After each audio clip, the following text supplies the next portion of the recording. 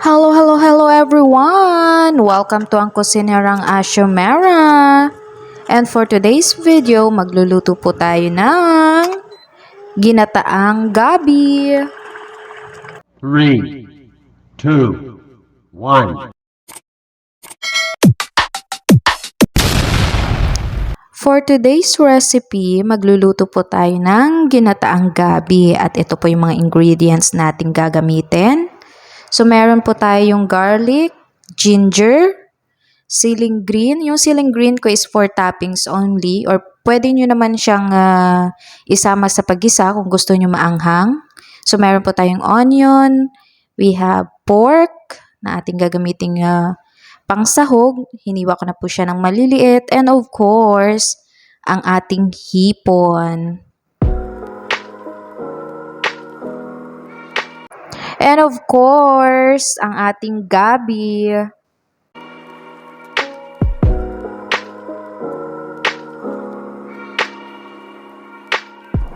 So first, magpainit po muna tayo ng ating cooking pot or kawali.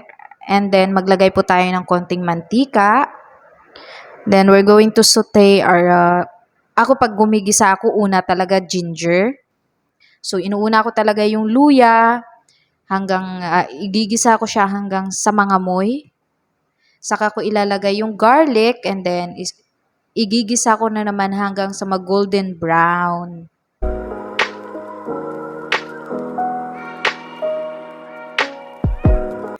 Ayan, nag-golden brown na po ang ating garlic and ginger. So, ilalagay na po natin ang ating sibuyas. And then, isusutay lang po natin hanggang sa mag-translucent ang ating onion. Saka po natin ilalagay ang ating pork. We're going to saute it until mag-change color na yung ating pork.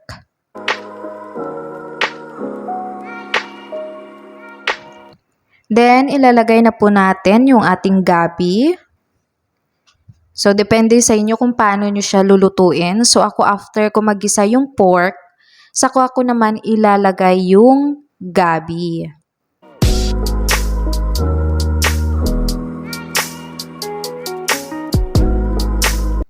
Ayan, nailagay ko na po lahat ng gabi.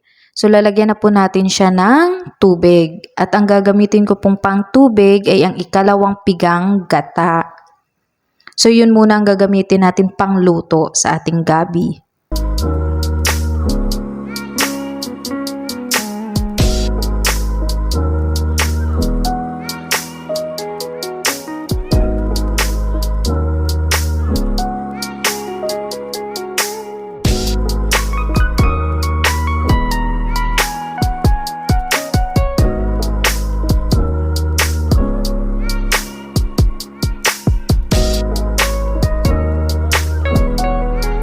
So, ayan, nailagay ko na lahat ng ikalawang pigang gata. So, hayaan lang po natin siyang kumulo. So, ayan guys, kumukulo na yung sabaw ng ating gabi. So, ipe-press down ko lang siya or itutulak ko lang siya pababa para po pantay ang pagkaluto niya.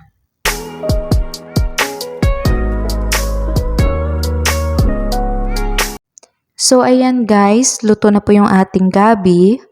So, paghalu-haluin na po natin siya. And then, hayaan lang po natin kumulo hanggang sa maubos ang kanyang sabaw.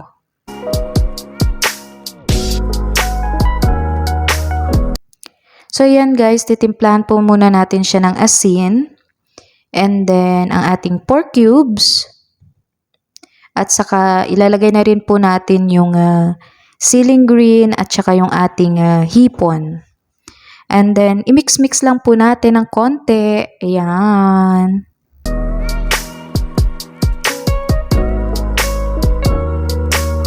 So, ayan. Konti na lang yung sabaw ng ating gabi. So, ilalagay na po natin yung unang pigang gata para po magiging creamy siya.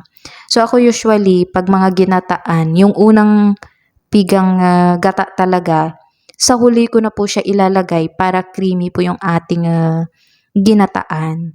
So ayan, paghalu-haluin lang po natin and pakukuluan lang po natin siya ng siguro mga 1 or 2 minutes and then ready na po siya. Luto na po yan. Ayan guys, luto na po yung ating ginataang gabi. So let's eat! So sana po nagustuhan yung aking video for today. Thank you for watching. Don't forget to like, share, and subscribe.